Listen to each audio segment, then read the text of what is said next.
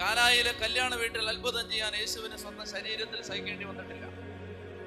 നിങ്ങൾക്ക് ജോലി തരാനോ വീട് തരാനോ മക്കൾക്ക് കല്യാണം നന്നായിട്ട് നടത്താനോ നിങ്ങളുടെ സാമ്പത്തിക മേഖല മെച്ചപ്പെടുത്താനോ ആ അനുഗ്രഹങ്ങൾ ഒന്നും തരാൻ ഈശോയ്ക്ക് കുരിശിൽ സഹിക്കേണ്ടി വന്നിട്ടില്ല. കാരണം പഴയ നിയമത്തിലും ഈ അനുഗ്രഹങ്ങളെല്ലാം മനുഷ്യർക്ക് കിട്ടിയിരുന്നു.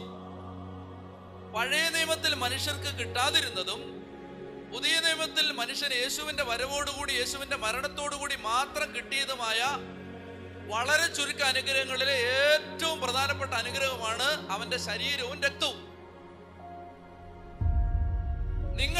നിങ്ങൾക്ക് വീട് വേണമെന്ന് പറഞ്ഞു, ജോലി വേണമെന്ന് പറഞ്ഞു, കർത്താവിന് വിരോധമില്ല. മക്കളെ വേണമെന്ന് പറഞ്ഞു, മക്കൾക്ക് പഠിക്കണമെന്ന് പറഞ്ഞു, മക്കൾക്ക് കല്യാണം നടത്തണമെന്ന് പറഞ്ഞു, മക്കൾക്ക് കുഞ്ഞുങ്ങൾ ഉണ്ടാവണമെന്ന് പറഞ്ഞു, തെറ്റില്ല, കർത്താവിന് വിരോധമില്ല. അപ്പൊ ദൈവം ഈ അനുഗ്രഹങ്ങളെല്ലാം തരികയാണ് നിങ്ങൾക്ക്. പക്ഷെ ഇതിനകത്തൊരു പ്രശ്നമുണ്ട്. പ്രശ്നം ഞാൻ പറയാം. കർത്താവ് ഈ അനുഗ്രഹം ഒന്നും തരാൻ അവന്റെ ശരീരത്തിൽ സഹിച്ചിട്ടില്ല. അപ്പൊ നിങ്ങൾ ചോദിക്കുന്നത് എന്താണ്? അവൻ ശരീരത്തിൽ സഹിച്ചിട്ടില്ലാതെ അവന് ഫ്രീ ആയിട്ട് തരാൻ പറ്റുന്ന അനുഗ്രഹമാണ് ചോദിക്കുന്നത്. അവൻ തരും. എന്നാൽ അവൻ പറയുകയാണ്, മക്കളെ, ഞാൻ ഒരനുഗ്രഹം തരാൻ ഒരുപാട് സഹിച്ചിട്ടുണ്ട്. ആ അനുഗ്രഹം നിനക്ക് വേണ്ട. നിനക്ക് ജോലി മതി, വീട് മതി, മക്കളെ മതി, മക്കളുടെ പഠനം മതി, ആരോഗ്യം മതി, സൗഖ്യം മതി.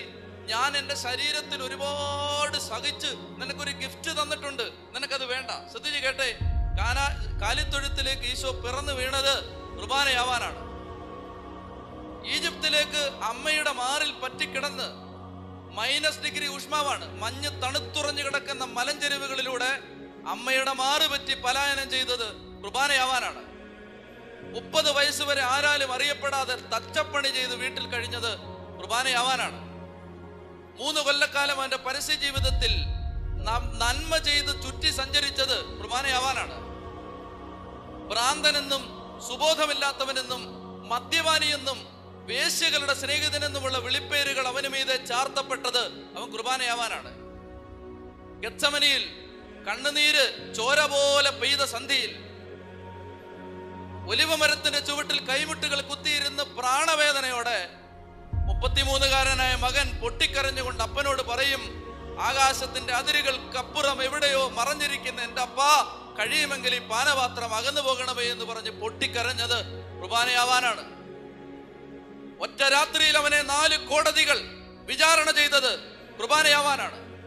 അന്നാസിന്റെയും കയ്യാപ്പായുടെയും ഹേറോദിന്റെയും പീലാത്തോസിന്റെയും കോടതി മുറികളിൽ നാണം കെട്ടവനെ പോലെ നമ്രശിരസ്കനായി നീചനും നിന്ദിക്കപ്പെട്ടവനുമായി തലകുനിച്ചു നിന്നത് കുർബാനയാവാനാണ്.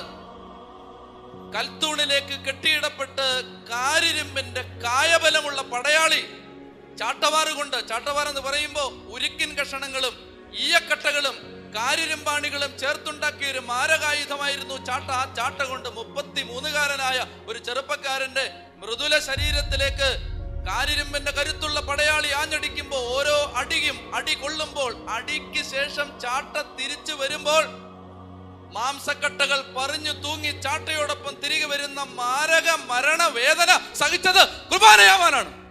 പ്രിയപ്പെട്ടവരെ, പെറ്റതള്ള കണ്ണുനീരോടെ ആൾക്കൂട്ടത്തിന്റെ നടുവിൽ മകൻ അടിയേൽക്കുന്നത് കണ്ടു നിന്നത് മകനെ കുർബാനയാക്കാനാണ്. നിങ്ങൾ ജെറുസലേമിൽ വിശുദ്ധ നാട്ടിൽ പോയിട്ടുണ്ടെങ്കിൽ ഒരു കിടങ്ങ് കാണാം. രാത്രി മുഴുവൻ അടികൊണ്ട് വേദനിച്ച് ശരീരം അവനെ വീണ്ടും വസ്ത്രം ധരിപ്പിച്ച് രാത്രി മുഴുവൻ ഒരു കിണറ്റിലേക്ക്, പൊട്ടക്കിണറ് പോലൊരു കിടങ്ങിലേക്ക് കപ്പിക്കകത്ത് കയറിട്ട് തൊട്ടി കിണറ്റിലേക്ക് ഇറക്കുന്നത് പോലെ യേശുവിനെ കയറുകൊണ്ട് വരിഞ്ഞു കെട്ടി ഒരു കിടങ്ങിലേക്ക് ഇറക്കി രാത്രി മുഴുവൻ ആ കിടങ്ങിലാണ് ഇട്ടത്. ആ കിടങ്ങ് ഇപ്പോഴും ഉണ്ട് ജെറുസലേമിൽ. രാത്രി മുഴുവൻ അടികൊണ്ട് നുറുങ്ങുന്ന മരണവേദന എടുക്കുന്ന ശരീരവുമായി കണ്ണുനീരിലും ദുഃഖത്തിലും അവൻ പിടഞ്ഞത് കുർബാനയാവാനാണ്. പിറ്റേ പ്രഭാതത്തിൽ അവനെ വീണ്ടും വസ്ത്രം ധരിപ്പിച്ച് കാൽവരിയുടെ നെറുകയിലേക്ക് കൊണ്ടുപോകുമ്പോ കുരിശിന്റെ വഴിയുടെ ഫോട്ടോകളിൽ നമ്മൾ കണ്ടിട്ടുള്ള ഫോട്ടോയിലെല്ലാം ഈശോ നല്ല ആരോഗ്യത്തോടെ തോളത്ത് ലാഘവ ബുദ്ധിയോടെ ഒരു കുരിശെടുത്തോണ്ട് പോകുന്ന പടമാണ്. അതൊന്നും അല്ല കുരിശ് മരണം. യഹൂദ ചരിത്രകാരന്മാരായ ഒക്ടേവിയൻ, ജോസേഫൂസ് എന്നൊക്കെ പറയുന്ന ചരിത്രകാരന്മാർ യേശുവിനെ കുരിശിൽ മരിപ്പിച്ച കൊന്ന രീതി ചരിത്രത്താളുകളിൽ എഴുതി വെച്ചിട്ടുണ്ട്. അതെങ്ങനെയാണെന്നറിയാമോ? നെടുകയുള്ള കുരിശിന്റെ ഭാഗം നേരത്തെ തന്നെ കാൽവരിയുടെ മുകളിൽ നാട്ടിവെച്ചിരിക്കും. കുറുകയുള്ള ഭാഗമാണ് ഈശോ ചുമക്കുന്നത്. അത് തോളിൽ വെച്ച് ചുമക്കുകയല്ല. അവന്റെ കഴുത്തിന്റെ പിന്നിലേക്ക് ഈ മരക്കഷണം, അവനേക്കാൾ 10 ഇരട്ടി ഭാരമുള്ള ഈ മരക്കഷണം ചേർത്ത് വെച്ച് കയറ് കൊണ്ട് കെട്ടും. അപ്പോൾ ഈശോ ഗാഗുൽത്താ മലയിലേക്ക് നടന്നു പോകുന്നത് കുരിശാകൃതിയിലാണ്. കുരിശിന്റെ വഴി പ്രാർത്ഥന ചൊല്ലിയിട്ടുള്ളവർക്കറിയാം, നമ്മൾ ഇങ്ങനെ വായിക്കും, അവൻ 3 തവണ വീണു. 3 എന്നുള്ളത് പ്രാർത്ഥിക്കാൻ വേണ്ടി സഭ നിജപ്പെടുത്തി തന്ന, ചുരുക്കി തന്ന സംഖ്യയാണ്. 3 അല്ല, 30 വീണിട്ടുണ്ടാവും. 3 വീണാലും 30 വീണാലും 300 വീണാലും വീണവൻ വീണത് മുഖമിടിച്ചാണ്. മുഖമിടിച്ച് വീണത് കുർബാനയാവാനാണ്. ഒടുവിൽ മകന്റെ ചോര വീണുറഞ്ഞ മണ്ണിൽ ഒരു അമ്മയുടെ കണ്ണുനീര് പെയ്യുന്ന കാൽവരിയുടെ കഥനയാത്രയിൽ, കാൽവരി മലയുടെ നെറുകയിൽ ഈ കുരിശ് യാത്ര അവസാനിക്കുമ്പോ നെടുകയും കുറുകയും ഈ തടിക്കഷണങ്ങൾ ചേർത്ത് കെട്ടി കുരിശാക്കി അതിന്റെ മീതെ ഈ 33കാരന്റെ വടുക്കളേറ്റ, തളർന്നു കിടക്കുന്ന അടിയേറ്റ ശരീരത്തെ കിടത്തിയിട്ട് കരചരണങ്ങൾ വലിച്ചു നീട്ടി 4-5 ഇഞ്ച് നീളമുള്ള കാരിരമ്പിന്റെ ആണി, കൈവെള്ളയിലല്ല കൈത്തണ്ടയിൽ, എവിടെയാണ് ആണിയടിച്ചത്? കൈത്തണ്ടയിൽ ആണിയടിച്ച് അവനെ കുരിശിൽ തൂക്കാൻ ആണിയടിക്കുമ്പോ ചോര ചാലുകീറി ഒഴുകിയത് കുർബാനയാവാനാണ്. അവന്റെ വിലാവ് കുത്തി തുളയ്ക്കപ്പെട്ടത് കുർബാനയാവാനാണ്. മകൻ പ്രാണവേദന കൊണ്ട് നിലവിളിക്കുന്ന കുരിശുമരത്തിന്റെ താഴെ പെറ്റതള്ള ചങ്ക് പൊട്ടി നിന്നത് മകനെ കുർബാനയാക്കാനാണ്. അവന്റെ വിലാവിൽ നിന്ന് രക്തവും വെള്ളവും ഒഴുകിയത് കുർബാനയാവാനാണ്. അവന്റെ മുഖത്ത് കാറി തുപ്പുന്ന അനുഭവം അവൻ ഏറ്റത് കുർബാനയാവാനാണ്. ഒടുവിൽ അപ്പ നീ പോലും കൈവിട്ടോ എന്ന് പൊട്ടിക്കരഞ്ഞുകൊണ്ട് പ്രാണവേദനയോടെ മകൻ കുരിശിൽ കിടന്ന് ചക്രവാളങ്ങളിൽ തട്ടി പ്രതിധ്വനിച്ച മരണ നിലവിളി വിളിച്ച് നിന്റെ കരങ്ങളിൽ എന്റെ പ്രാണനെ ഏൽപ്പിക്കുന്നു എന്ന് പറഞ്ഞ് കണ്ണുപൂട്ടി മരിച്ചത് കുർബാനയാവാനാണ്. ദുഃഖം കണ്ണുനീരായി പെയ്ത ആ സായം സന്ധിയിൽ വാടിയ ചേമ്പിൻ തണ്ട് പോലെ തളർന്നു കിടന്ന മകന്റെ മൃതദേഹത്തെ മടിയിൽ കിടത്തി പെറ്റതള്ളം പൊട്ടി പൊട്ടി കരഞ്ഞത് മകനെ കുർബാനയാക്കാനാണ്. കടം വാങ്ങിയ കല്ലറയിൽ അവനെ അടക്കിയത് കുർബാനയാക്കാനാണ്. പ്രിയപ്പെട്ട സഹോദരങ്ങളെ, നിങ്ങൾ ശ്രദ്ധിച്ചേ, മരണവേദന എന്ന് പറഞ്ഞാൽ അത് കുറഞ്ഞു പോവും. മരണത്തെക്കാൾ വലുതാണ് എന്റെ വേദന എന്ന് പറഞ്ഞുകൊണ്ട് കരഞ്ഞ ഈശോയെ നിങ്ങൾ ഓർക്കണം. അങ്ങനെ കരഞ്ഞ് കരഞ്ഞ് കരഞ്ഞ് കരഞ്ഞ് കരഞ്ഞ് ഉരുകി തീർന്ന് കാൽവരിയുടെ നെറുകയിൽ അവൻ അവന്റെ ശരീരവും രക്തവും കീറി മുറിക്കുന്നതിന്റെ തലേരാത്രിയിൽ ശിഷ്യന്മാരെ 12 പേരെ ഒരുമിച്ചിരുത്തിയിട്ട് അവൻ പറഞ്ഞു, മക്കളെ, എന്റെ ശരീരം നാളെ കീറി മുറിക്കപ്പെടും, എന്റെ രക്തം നാളെ കുരിശിലൂടെ കാൽവരിയിലൂടെ ഒഴുകും. എന്റെ ശരീരമാണ് ഈ അപ്പം, എന്റെ രക്തമാണ് ഈ വീഞ്ഞ്, ഇത് നിങ്ങൾ ഭക്ഷിക്കണം, ഇത് നിങ്ങൾ കുടിക്കണം എന്ന് പറഞ്ഞ് ശരീരവും രക്തവും ഭക്ഷിക്കാനും പാനം ചെയ്യാനും വെച്ച് തീരെഴുതി ഒരു നൈവേദ്യം പോലെ നമുക്ക് നേരെ വെച്ച് നീട്ടിയിട്ട്, പ്രിയപ്പെട്ടവരെ, നമുക്ക് വീട് മതി, ജോലി മതി, മക്കള് മതി, മക്കളുടെ ആരോഗ്യം മതി, മക്കളുടെ പഠനം മതി, മക്കളുടെ എൻട്രൻസ് മതി, യേശുവിനെ വേണ്ട, യേശുവിന്റെ ശരീരം വേണ്ട, യേശുവിന്റെ രക്തം വേണ്ട. ഇത് മാരകപാപമല്ലേ? ചൊല്ലി പറഞ്ഞേ ഹല്ലേലൂയ, ചൊല്ലി പറയേ ഹല്ലേലൂയ. പ്രിയപ്പെട്ട സഹോദരങ്ങളെ, മരണവേദന അനുഭവിച്ച് കൊല്ലപ്പെട്ട യേശു അവന്റെ ശരീരവും രക്തവും അൾത്താരകളിൽ ബലിയർപ്പിച്ച് വെച്ചു വിളമ്പുമ്പോ നമുക്കത് വേണ്ട. നമുക്കന്നേരം കവലയിൽ നിന്നാ മതി, നമുക്കന്നേരം പുറത്ത് നിന്നാ മതി, നമുക്കന്നേരം ഒത്തിരി അത്യാവശ്യങ്ങളുണ്ട്. ഞാൻ കണ്ടിട്ടുണ്ട് പ്രിയപ്പെട്ടവരെ, പരിശുദ്ധ കുർബാനയ്ക്കിടയ്ക്ക് മൊബൈലും കൊണ്ട് ഓടുന്നവരെ, കുർബാനയ്ക്കിടയ്ക്ക് മൊബൈൽ ഉപയോഗിച്ച് വാട്സപ്പും ഫേസ്ബുക്കും ഒക്കെ നോക്കുന്നവരെ ഞാൻ കണ്ടിട്ടുണ്ട്. എന്റെ പ്രിയപ്പെട്ടവരെ, ഞാൻ നിങ്ങളോട് ചോദിച്ചോട്ടെ, നിങ്ങൾ ബഹുമാനപ്പെട്ട മുഖ്യമന്ത്രിയെ കണ്ടുകൊണ്ടിരിക്കുമ്പോൾ നിങ്ങൾക്ക് ഫോൺ വന്നാൽ നിങ്ങൾ എടുക്കുമോ? നിങ്ങളൊരു പോലീസ് സൂപ്രണ്ടിന്റെ മുമ്പിൽ ഒരു പരാതി കൊടുക്കാനിരിക്കുമ്പോൾ നിങ്ങൾക്ക് ഒരു ഫോൺ വന്നാൽ 5 മിനിറ്റ് പോവോ? നിങ്ങളുടെ ദൈവം വെറും 7ആം കൂലി ആയതുകൊണ്ടല്ലേ നിങ്ങൾ അവന്റെ ബലി നടക്കുമ്പോൾ ഫോണുമായിട്ട് ഓടുന്നത്, നിങ്ങൾ വൈകി വരുന്നത്?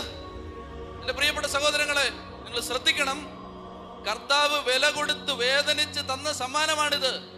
ആ സമ്മാനത്തെ താഴ്ത്തിക്കെട്ടരുത്, അത് വേണ്ടെന്ന് പറയരുത്. Abusing the gift is abusing the giver. സമ്മാനത്തെ നിന്ദിക്കുന്നത് സമ്മാനം തന്നവനെ നിന്ദിക്കുന്നതിന് തുല്യമാണ്. അതുകൊണ്ട് എന്റെ ഒന്നാമത്തെ ആശയം ഇതാണ്: വിശുദ്ധ കുർബാന തരാൻ വേണ്ടി ഈശോ സഹിച്ചതുപോലെ മറ്റൊന്നിനും വേണ്ടി ഈശോ സഹിച്ചിട്ടില്ല. നമുക്കത് വേണ്ടല്ലേ? നമ്മുടെ കുടുംബങ്ങൾക്ക് അത് വേണ്ടല്ലേ? നമ്മുടെ മക്കൾക്ക് അത് വേണ്ടല്ലേ? എന്നിട്ട് ദുരിതങ്ങൾ വരുമ്പോ നമ്മൾ പറയാണ്, കർത്താവേ, ജോലി താ, വീട് താ, മക്കളെ താ, ഞങ്ങൾക്ക് സമാധാനം താ. ഈശോ പറയും, മക്കളെ, പ്രാണൻ പൊട്ടി ഞാൻ നിങ്ങൾക്ക് എന്റെ ശരീരവും രക്തവും തന്നിട്ട് നിങ്ങൾക്ക് വേണ്ട, നിങ്ങൾക്ക് ജോലി മതിയല്ലേ? 10ാമത്തെ 20ാമത്തെ അനുഗ്രഹം മതി നിങ്ങൾക്ക്, 1ാമത്തെ അനുഗ്രഹം വേണ്ടേ? എന്റെ പ്രിയപ്പെട്ട സഹോദരങ്ങളെ, ഇനി രണ്ടാമതായിട്ട് നമ്മൾ ചെയ്തുകൊണ്ടിരിക്കുന്ന ചില കാര്യങ്ങളുണ്ട് പ്രിയപ്പെട്ടവരെ, നമ്മൾ ചെയ്യരുത് ഒരിക്കലും. എന്ന് വെച്ചാൽ, ഞാൻ നേരത്തെ പറഞ്ഞു, നമുക്കൊരു ഫോൺ വന്നാൽ നമ്മൾ എടുത്തോണ്ട് ഓടും കുർബാനക്കിടയ്ക്ക്.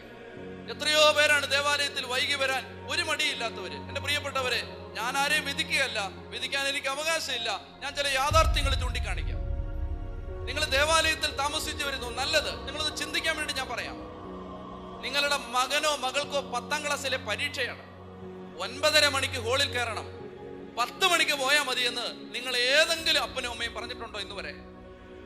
9 മണിക്ക് നിങ്ങളുടെ കുഞ്ഞിന് സർജറിയാണ്, 7:30 അഡ്മിറ്റ് ചെയ്യണം. തിരുവനന്തപുരത്താണ് സർജറി, നിങ്ങൾ കടൂരിൽ നിന്ന് പോകണം.